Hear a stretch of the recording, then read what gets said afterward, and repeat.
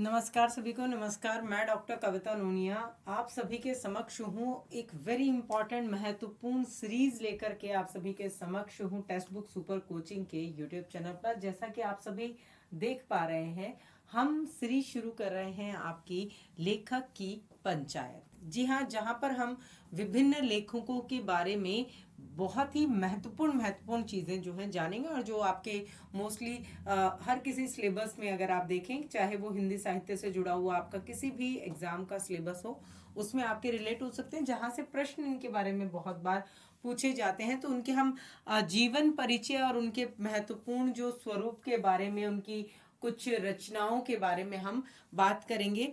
तो आज हमारे जो लेखक की पंचायत के पहले जो कवि हैं आप सभी के समक्ष, वो है आपके चंद्र बरदाई। चंद्र बरदाई के बारे में आप सभी ने जरूर सुना होगा। और चंद्र बरदाई की जब हम बात करते हैं तो हमारे जहन में सीधा इनकी जो महत्वपूर्ण रचना है वो कौन सी आ जाती है? पृथ्वीराज रासो। तो पहले इनके जीवन परिचय की ओर बढ़ते हैं आगे, उसके बाद में इनकी रचना से संबंधित बात हम करेंगे। तो हमारे चैनल पर आप इस तरह की वेरी इंपॉर्टेंट सीरीज जो आपको मिल रही है, तो उसके लिए हमारे साथ लगातार बने रहें। तो बात करते हैं हम चंद्र बरदाई जी की। तो लेखक हैं आपके चंद्र बरदाई। जब चंद्र बरदाई की हम बात करते हैं तो हमने एक कथन सुना था, एक साथ जन्म एक साथ मरण। ठीक है, किसका? तो पृथ्वीराज की जब हम बात करते हैं, पृथ्वीराज कौन से? पहले, दूसरे, तृतीय। तो जिनका इनको सानिध्य प्राप्त हुआ, और चंद्र बरदाई जी का जिनके साथ ही जन्म हुआ। तो पृथ्वीराज जी ने एक बार इनसे एक कथन भी कहा था कि पृथ्वीराज जी ने चंद्र बरदाई से कहा कि तुम्हारा और मेरा जन्म एक साथ हुआ, और तो तुम तो राजकवि हो और सभा कवि हो और मैं राजा हूँ।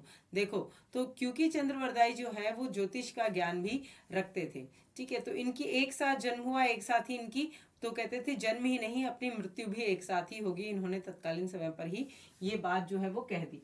तो इनके जब आप समय की बात करते हैं तो इनका समय आता है 13वीं सदी। 13वीं सदी, 13वीं शती के स्वरूप में इनका समय आपको देखने को मिलेगा। इनके जन्म की जब आप बात करें तो जन्म हुआ इनका लाहौर में, जो वर्तमान में लाहौर आपका पाकिस्तान में है। ठीक है, तत्कालीन समय पर नहीं था जब इनका जन्म जो है वो होता है। तो 1148 ईस्वी में, अगर विक्रम संवत देखेंगे तो संवत इनका लगभग जो मिलता है आपका 1205 संवत। ठीक है, 1205 संवत में इनका जन्म होता है। इनकी मृत्यु की जगह अगर हम बात करते हैं, ठीक है, ये इनके परिचय से जुड़ी हुई महत्वपूर्ण बात आपको बता रही हूँ। ठीक है, तो इनकी जब आप मृत्यु की बात करते हैं तो संवत देखेंगे तो 1249 आ जाएगा, 1249 संवत आ जाएगा।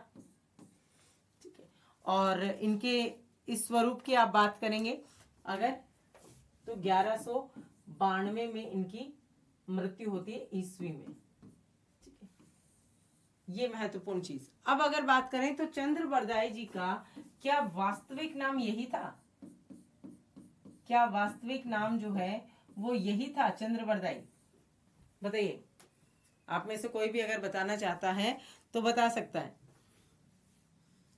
हाँ, तो देखिए, जब हम इनके वास्तविक नाम की बात करते हैं तो इनका वास्तविक नाम चंद्र बरदाई नहीं था। इनका वास्तविक नाम था बलिदय। बलिदय, ये इनका वास्तविक नाम था। चंद्र बरदाई जी का वास्तविक नाम जो है वो बलिदय के नाम से इनको जाना जाता है। ठीक है, तो ये महत्वपूर्ण स्वरूप इनके बारे में, इनके जन्म के स्वरूप में रहा। और जो कि भाई, जब चंद्र बरदाई जी जो है वो क्योंकि चारण भाट से संबंध रखते थे तो इनको चंद्र भट्ट के नाम से भी जाना जाता था। ठीक है, चंद्र भट्ट के नाम से भी इन्हें जाना जाता था। अब बात करें अगर हम इनकी महत्वपूर्ण रचना की, तो इनकी जो प्रमुख रचना है जिसके कारण ये प्रसिद्ध हुए, और इनके बेटे का नाम, जो इनके पुत्र का नाम, इनके पुत्र का जो नाम है वो है आपका, इनके पुत्र के नाम में आप देखेंगे जलहन। ठीक है, जलहण जो है वो इनके पुत्र का नाम है। इनकी प्रमुख रचना जो है, जो कि हिंदी के प्रथम महाकवि और हिंदी के का प्रथम महाकाव्य मानी जाने वाली रचना, वो है आपकी पृथ्वीराज रासो।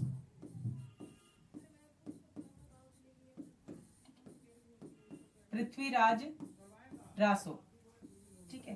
पृथ्वीराज रासो जो है वो हिंदी का प्रथम महाकाव्य,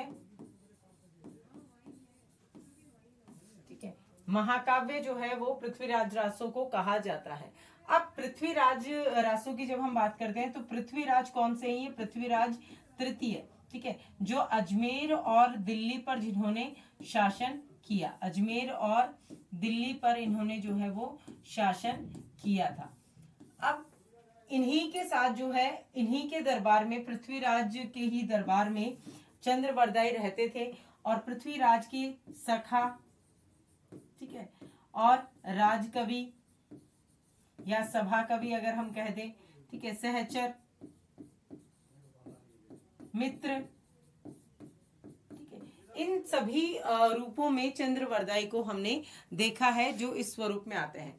कहते हैं कि जब तराइन का युद्ध हुआ था, तराइन का युद्ध हुआ 1191 और 1192 में, 1191 में पृथ्वीराज की विजय होती है और 1192 में पृथ्वीराज की हार हो जाती है। अब 1191 में जब पृथ्वीराज की विजय हुई तो उन्होंने क्या किया भाई, जो मोहम्मद गौरी था उसको छोड़ दिया था, रिहा कर दिया था, ठीक है, जो भी दे करके, और कि भाई ठीक है, जो भी हाथी वगैरह अश्व वगैरह लिए थे और उन्हें छोड़ दिया गया था। लेकिन गौरी जो है उसने क्या किया, 1 साल बाद पूरी उसके बाद में और जयचंद का सहारा लेकर के फिर से आक्रमण किया और यहाँ पर मोहम्मद जो आपके पृथ्वीराज हैं ये हार जाते हैं और हार जाते हैं, पृथ्वीराज को बंदी बना लिया जाता है। उस समय पर चंद्रवरदाई भी उनके साथ थे और बहुत सारे अन्य सामंतों को भी बंदी बनाया गया और वहां पर गर्म शलाखाओं से जो है वो पृथ्वीराज की आंखें फोड़ दी जाती हैं। तो वहां पर चंद्रवरदाई ने ये बताया मोहम्मद गौरी को कि पृथ्वीराज जो है वो शब्द भेदी बाण चलाना जानते हैं। तो गौरी को ये सुनकर के अच्छा लगा तो उन्होंने एक कला आयोजन किया कि भाई अगर ऐसा करेंगे तो हम जो पृथ्वीराज की बात को मानेंगे। अब पृथ्वीराज ने जो है वहां पर कि भाई एक बाण चलाया जो कि घंटे से टकराया, हाथी पर जो आ रहा था उसे टकराया, तो बहुत सारी जो कला कौशल है उन्होंने दिखाए। तो इस बात का ही फायदा चंद्रवरदाई ने उठाया और चंद्रवरदाई ने मोहम्मद गौरी की जो मृत्यु हुई वो पृथ्वीराज के हाथों किस तरह से करवाई।